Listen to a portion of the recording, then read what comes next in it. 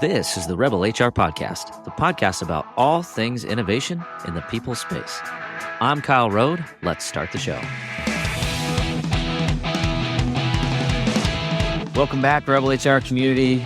We are going to have an amazing conversation today on a topic that I think needs to be talked about more and is extremely important. With us today, we have Nick Jonsson. Nick is the author of the book that's available where books are sold called Executive Loneliness: The 5 Pathways to Overcoming Isolation, Stress, Anxiety, and Depression in the Modern Business World. Nick, thanks for joining us today. Thank you so much for inviting me, Kyle. It's a pleasure to be here. Well, pleasure to have you. I know you are hot off your speaking tour, and trying to find a time zone where the two of us could actually connect was a little bit challenging. So I'm glad that we finally were able to connect here today. Yeah, likewise. It's a traveling world at the moment. You know, the globalization is certainly there, but it's great that we can do this online. Otherwise, I had to get over to US as well. Yeah. Thank goodness for technology. And so really excited to dive into today's topic. And I think, isolation, loneliness, anxiety, depression, burnout, we're just now starting to, I think, elevate this conversation to something that we can actually start to do something about. And so I appreciate you a little bit ahead of the curve writing this book. And, it's been out here for a few years now. I'd like to maybe understand, before we dive into the topic, what motivated you to write a book specifically on executive loneliness? Yeah, so it is a topic that was on my mind as I elbowed my way to the top through my career. Society set me up for success, and it can be very lonely if you follow that. So once I reached the top of my career, I was a managing director of a large medical company. I started to question myself. Is this what I worked so hard for? Was it really worth it? And I started to have self-doubt, and really, I felt extremely lonely at the top, so much so that eventually I resigned from this job and I didn't have any answers. But what happened then after that was that I realized there was a lot of others who also were in a similar position. And that intrigued me to then do some research and interviews. And during that time also, I went into a depression myself, and I had some major issues at my end. So all that together sort of propelled me forward to start writing the book. And in the end also, I lost a good friend of mine, a colleague of mine, to suicide. And that was the nail in the coffin. Then I said, I just have to do this. Yeah. I think, so first of all, thank you for being vulnerable and, and kind of open to putting this together. I know that's tough. And I'm, so sorry to hear about you losing a friend. Unfortunately, I think that this has become a common narrative in many people who would be considered, externally very successful, right? And so often we get these there's this perception that, once I make it, once I get to that top, or I get to that C-level position or that, HR leadership position, now I'm going to have it made. But that's not always the feeling when you're there. So for those of us that are maybe listening to this, I'm thinking, yeah, I'm pretty lonely, or yeah, this isn't all it's cracked up to be. What are some areas that you think that we need to really start to focus in on as we start this healing journey of coming out of the executive level of loneliness? I think the starting point is to just be honest with ourselves. We need to do an audit of ourselves, almost like if you think of a shop owner who do an audit or a stock take, to know where we are. They check the inventory, but we are so busy running through our lives, and especially if you're in the HR, you're so busy focusing on looking after others that it's easy to forget yourself. So we need to really do that and sit down with a pen and paper or a spreadsheet, and perhaps with a coach, a mentor, a sponsor, or a friend or someone who can hold us accountable, and just really, really do this and write down the things that are going on in our lives. And of course, there might be reasons why we're isolating. In my case, there was, for example, some issues that I didn't deal with. And just because I became overwhelmed, I couldn't keep up with everything. And then when the self-doubt come in, then you start questioning everything you do.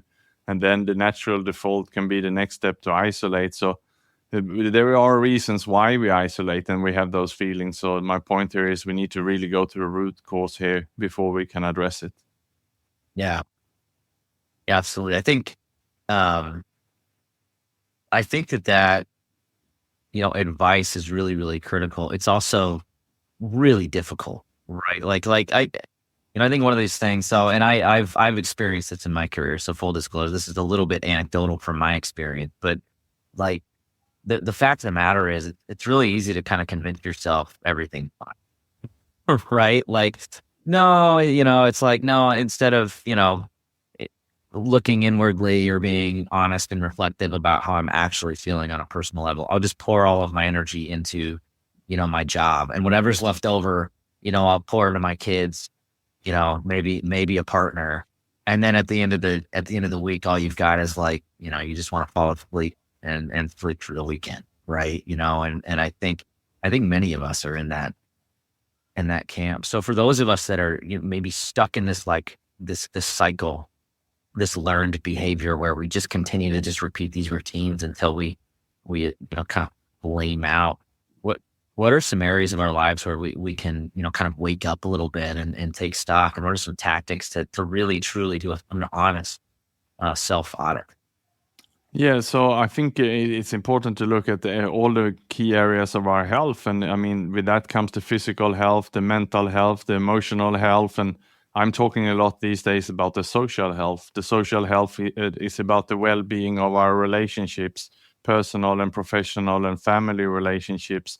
They play a huge role. And there's been so much research coming out now of big surveys there that says if you don't have your relationships in order, it can be as dangerous as smoking 14 cigarettes a day. So we might as well also include that in the list to really look after that. And when it comes to then the relationships, I'm a big believer in having safe spaces. We need to have, pockets of people who we can speak with, and where we are vulnerable, where we can be our authentic selves. So when we are facing some challenges, naturally we are in some groups or communities where we are disclosing these issues and we deal with them.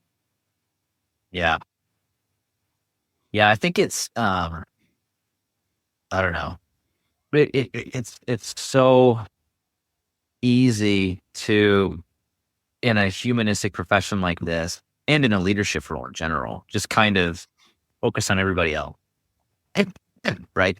Like that, but the level of like actual friendship, like true friendship, right? Like vulnerable, open, relationships where you've got this level of like trust, even the dark side of, the things that you're experiencing, and the fact that you have somebody to share that with, is not always easy. And I feel like the more established you get in your career, the higher that you get within an organization, the less of those you tend to have, right? Like, and I think it's one of those things that you don't necessarily nurture it, is that eventually just goes away.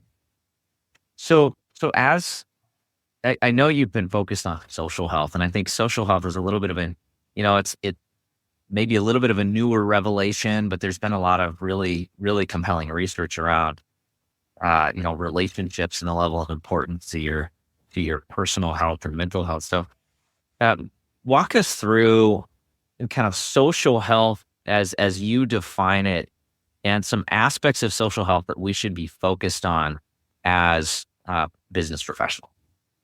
Yeah, so with the social health, again, it starts with the awareness. It starts with the awareness and the honesty to ourselves to really think about the relationships, and to start with the relationships then with ourselves. Are we isolating ourselves, or are we in denial, or are we honest to ourselves and owning up to the issues that we are facing? I think we are only ready for the social health and the social relationships once we have our own house in order. We got to love ourselves before we can love others. And according to me, it's love in romantic relationships, but it's love in friendships and working. It's all on the spectrum of love. And so that is the first step. And then when it comes then to the other relationships, yeah, you can say that it's family first. And it's so many professionals these days who would say, oh yeah, I didn't speak to my brother for 2 years, I don't have a good relationship with my father.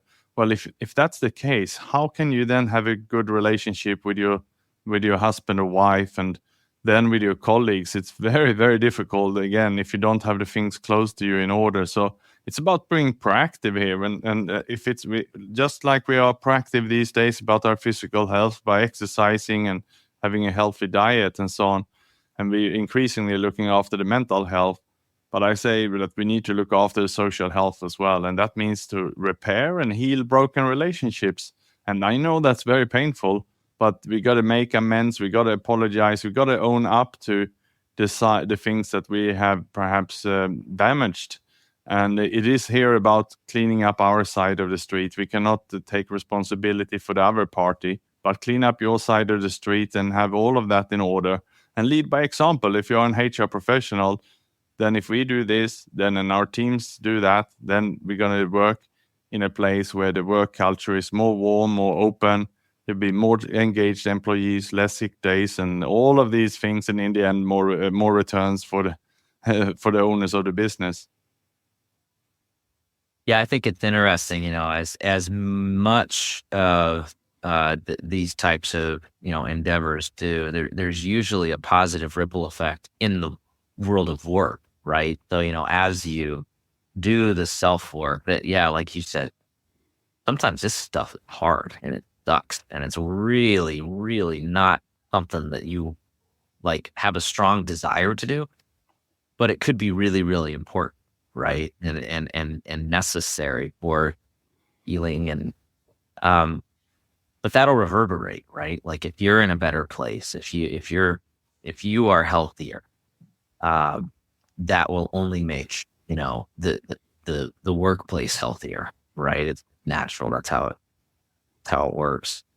Um, I think it's really, really critical, all out, that the, the reality is that sometimes we don't have the skills to do this on our own, right? Sometimes we need help, in understanding how to do this. So as you reflect on this and as you give this advice, like what type of help do you recommend that people think about getting, or maybe, where can people who are feeling drawn to do something, but don't necessarily have the skills or the toolkit to do it, like where can they go for support?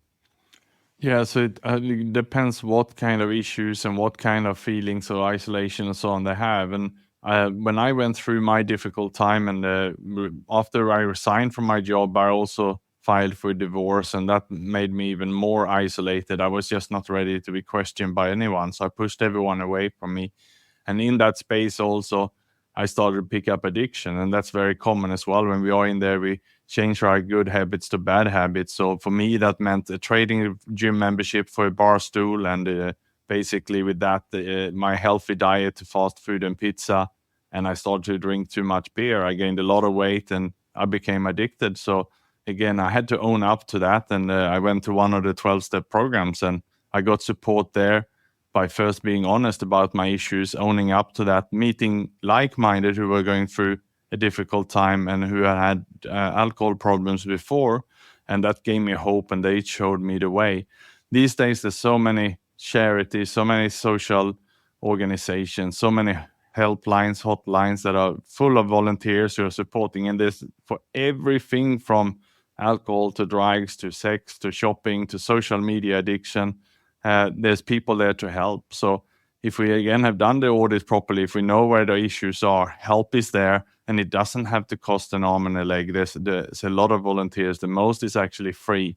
If we want some professional help, then there's coaches, there's mentors, of course, and there's all kind of mastermind groups, peer groups, and associations where you can ask people who perhaps have some more year experience than you, and they can help you. Absolutely. Yeah, I think this goes back to the loneliness thing too, right? Like you're not alone, right? Like there are a lot of people that are, struggling with this type of thing, and so, kind of finding people that are in have gone through similar situations, maybe are currently going through it, and are on a road to recovery or support can be really really helpful. Um, I'm curious maybe to understand a little bit more about how you have thought about this topic as you wrote the book. You focused on 5 pathways to overcome executive loneliness. What are those 5 pathways, and why were those the focus areas for you? Yeah, and it's good timing to bring them in because we already covered the first one. And the first step is just what we talked about taking stock. It's about that audit to look at yourself. And then so we can cover now the second one, which is actually once you done that audit, it's about taking that list and thinking about who you can ask for help. So it's really taking action on that. So if you write it in a spreadsheet, you have one column with the issues. In my case, it was I had too much weight. I was drinking too much alcohol. There was some broken relationships, and I needed help. So I put all that down, and then the second row, I put some names of people who I could ask for help.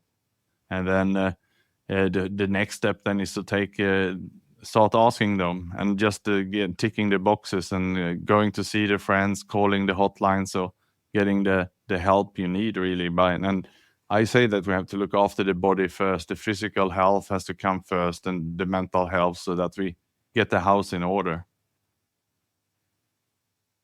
Absolutely. As you were writing this, I'm curious. My assumption is you probably ran into many other people that were dealing with a similar, kind of a similar situation. Were there any common themes to individuals that were struggling with this that you observed? I would say that the most common replies I had as I started to write and talk about this was just a big surprise. There's so many times that people have said, I've been waiting all my life for someone to talking about this. And I can, for example, within 24 hours of me going viral with this and sharing my story, I was on TV, radio, and in over 20 newspapers. And in Singapore, where I spend most of my time, the biggest business newspaper there called Business Times, they wrote a 4 pages feature on my story and the book and so on, because they said we wanted to write this kind of story for so many years, but there was never, ever anyone daring or willing to be vulnerable and step forward. Everyone was okay to share the story, but anonymously. We need a person. So they had my picture there, and that's what also what the publisher said. Nick, you're sharing your own story here in the book. This is very unique. So that's why the publisher even insisted that I'm on the cover, because people need to see that this is actually real people behind this. And so that was the main point of the book, was to break the stigma, and I had to have my story there. So it was a difficult decision, but it's the best decision I've done in my life to step forward here. Yeah. Yeah. And again, a high level of kind of vulnerability, right? Honesty. I'm sure that was personally difficult to open up that way.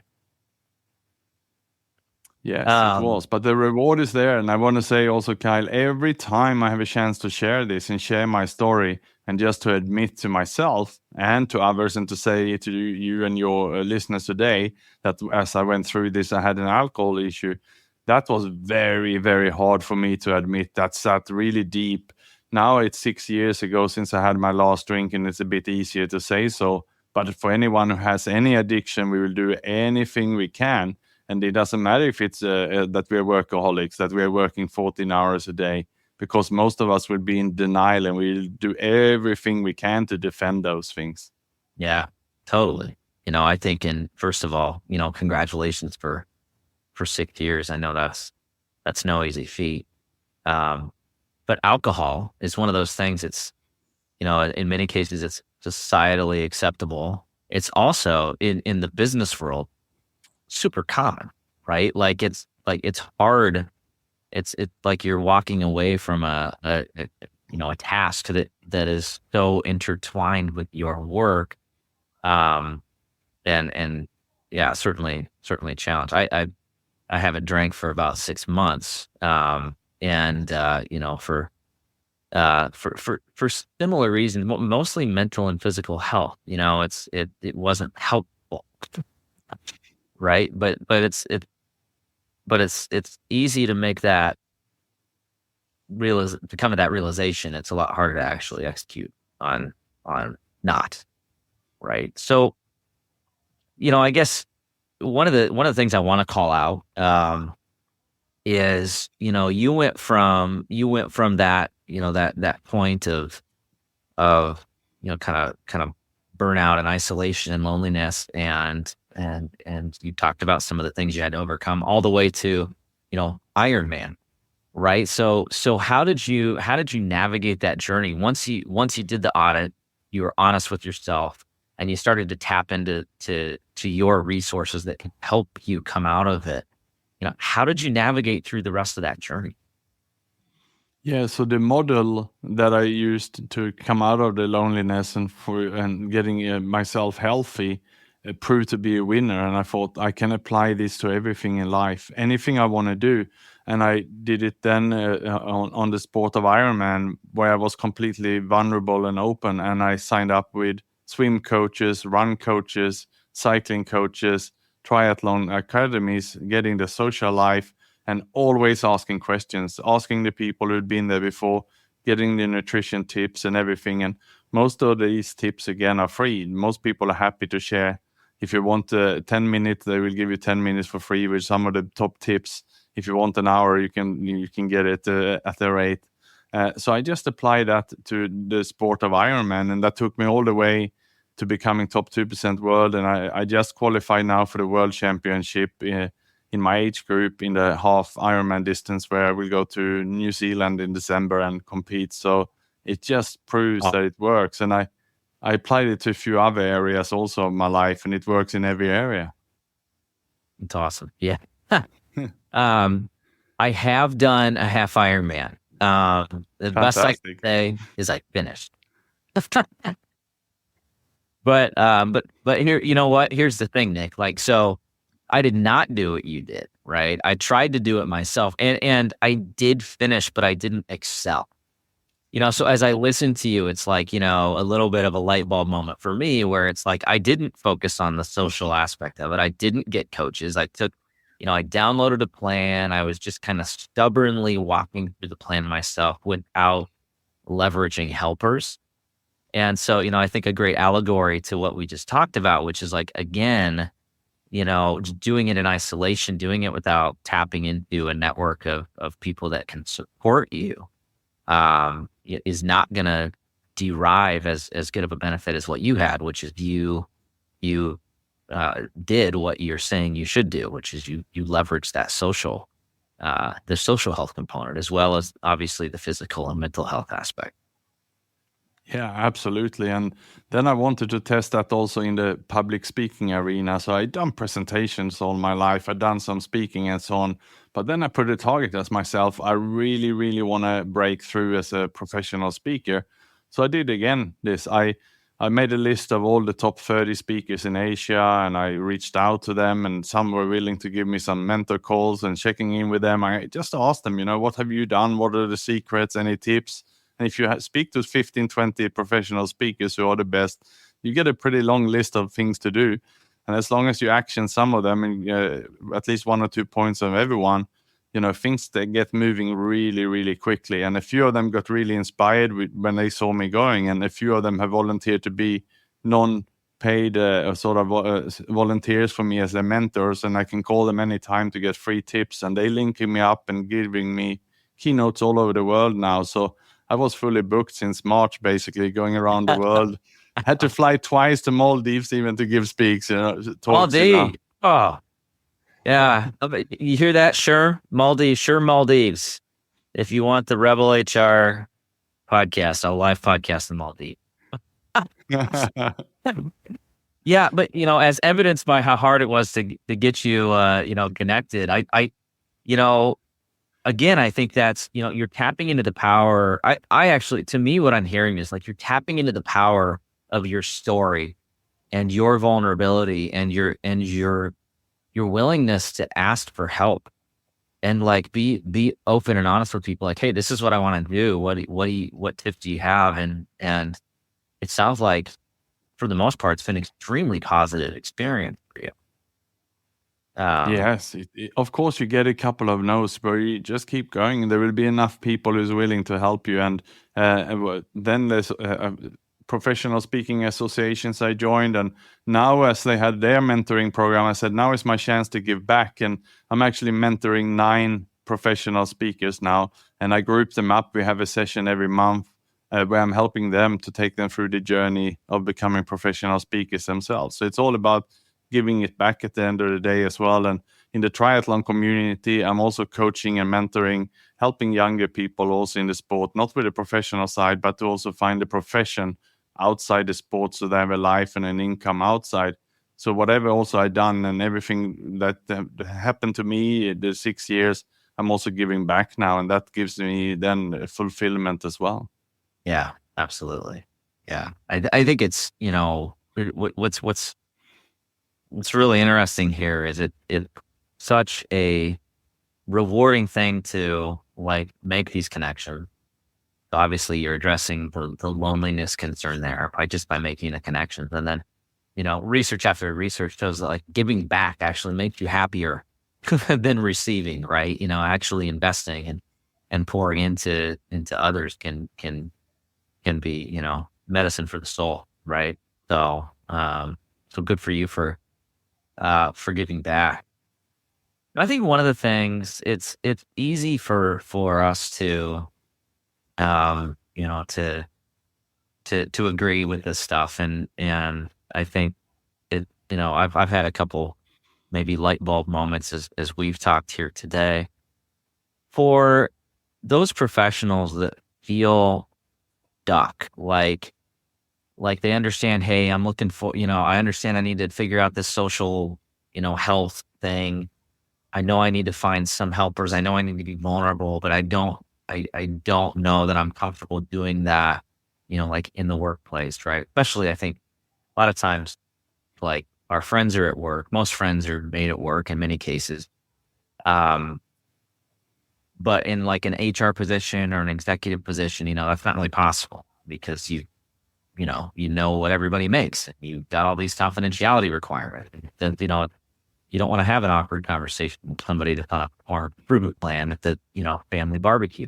So for those of us that are maybe struggling with and don't feel comfortable doing this in a work setting, what advice would you have for us to go out and build maybe more more of a social network that's outside of the workplace in order to fulfill that need? Yeah, so I think professional connections then outside the workplace, I believe we need them on a one-on-one basis, and perhaps internally in the company, they're giving you someone perhaps in another office as a mentor, but that you're not going to be completely transparent and vulnerable there.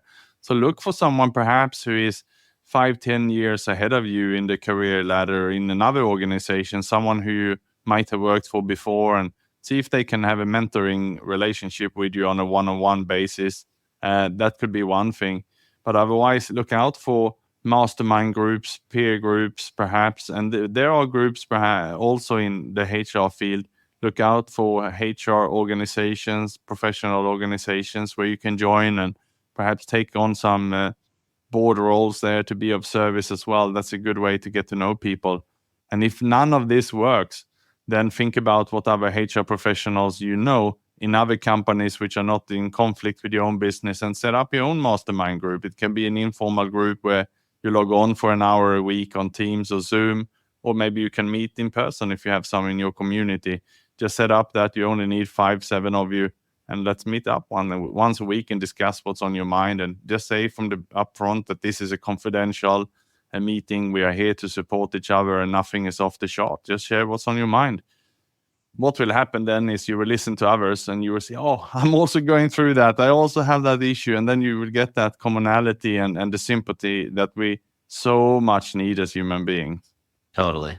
Yeah. And I would echo that, as an example, I was in the grocery store a few days ago, and I ran into one of my friends, and his wife had recently got into human resources, and we got into a discussion about I had assisted with like, interview prep questions and things like that. So I was really happy to hear that she got the role. But his concern was like, well, she's bringing all of the stress home and she just like dumping it on me. Like, and it's like, I don't know, it's like, I'm not an HR professional. And he had this look, he's like, how can I help her? And, my advice was, well, here, guess what? There's this HR group. There's this local HR group. She can actually have these conversations with local HR professionals that are dealing with the exact same issue, right? Like, or at least a very, very similar issue. And that, there can be some level of support there. And like, but it's things like that, right? Like, kind of look out for each other, build these communities of support. And, and I really think it's critical. And certainly personally, my success has been at the support of my mentor. Had I not had the mentors I had, I wouldn't be where I am today. And so being open to that, really, really personal. Sounds great. Well, yeah. With that being said, Nick, I want to thank you again for coming on and sharing your story and for writing this book. I think it's a really, really critical topic. I appreciate you, being brave enough to tackle it and to share your story around it. We're going to shift gears. We're going to go into the Rebel HR Flash round. Are you ready? Yes, let's do it. All right, perfect. Question number 1, where do we need to rebel? I think we need to rebel with ourselves, really challenge ourselves to break out from our day-to-day patterns. I think if there's a theme of this conversation today, a lot of it has to do with being honest with yourself, right? Like that's really where it starts. And I think that's the root, and that we're not alone, right? Like we're all in this together, right? I think 2 big takeaways. And I think, areas that actually in our space are kind of rebellious, right? Absolutely. There's a rebel in all of them. Just bring it out. That's right. Question number 2, who should we be listening to? And you know what? I'm going to say the same thing. We need to listen to ourselves. However, I also want to say that we need perhaps a coach or someone who can help you to ask the deep questions. You break through the glass ceiling and you get a bit deeper in yourself. Sometimes we need to be challenged. And so look for someone, if you have a mentor or a coach who can ask you the deep questions, and then listen to yourself and listen to the answers, and even ask perhaps your coach or mentor who had this conversation if you're allowed to record it so you can listen to yourself. And just again, back to the first question there, rebel and challenge yourself and listen to your inner voice. Absolutely. Yeah, I couldn't agree more. And I think, this is lifelong work, right? It takes work every single day to kind of to focus on these aspects of your own personal health and your personal journey. And so, for any of you that are out there and agree and are struggling, there's a lot of us in the same boat. So just know it's a journey and that we're all in it together. All right, last question. How can our listeners connect with you, and how can they get their hands on the book, Executive Loneliness? Yeah, they can go to Amazon, and the book is there both as a Kindle and also as an Audible book, and it's called Executive Loneliness. Otherwise, I'm on LinkedIn as well. They can look up Nick Jonsson. That's NickJonsson. Absolutely. We will have that information in the show notes. Feel free to pop open the podcast player, click on in. The book, again, is Executive Loneliness, The 5 Pathways to Overcoming Isolation, Stress, Anxiety, and Depression in the Modern Business World. Nick, thank you again for joining us. Just a really, really great conversation on a critical topic. Thank you. Thank you very much, Kai. All right, that does it for the Rebel HR podcast. Big thank you to our guests. Follow us on Facebook at Rebel HR Podcast, Twitter at Rebel HR Guy, or see our website at rebelhumanresources.com.